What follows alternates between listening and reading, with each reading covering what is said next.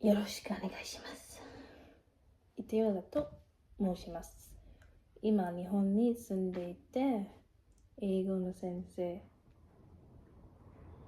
です。そして読みながら英語のブッククラブ始まりたいです。理由は一人の生徒と別の本を読んでいるけど、そのレッスンはすごく楽しくて、他の人もエンジョイできますかなと思って、だから今日からこの本を読みます。So for now, I think I'm just gonna read one page. Oh, and the reason I'm choosing Harry Potter, so I'm from the UK, and when I was in secondary school, I think at that time I read the books and then the movies came out, but I think at that time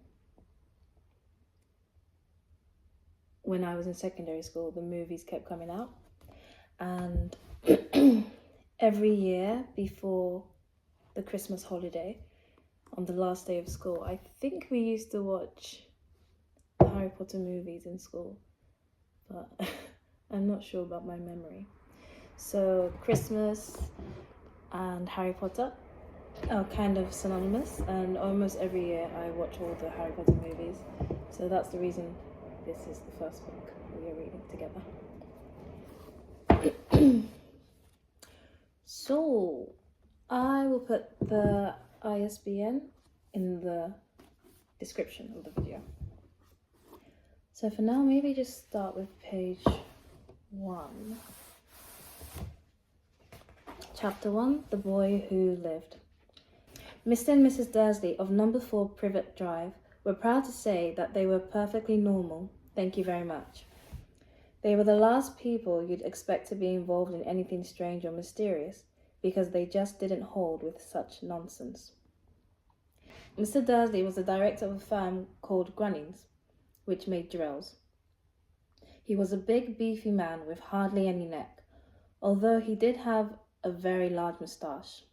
Mrs. Dursley was thin and blonde and had nearly twice the usual amount of neck, which came in very useful as she spent so much of her time craning over garden fences, spying on the neighbours.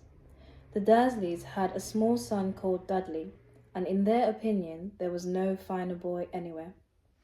The Dursleys had everything they wanted, but they also had a secret, and their greatest fear was that somebody would discover it. They didn't think they could bear it if anyone found out about the Potters.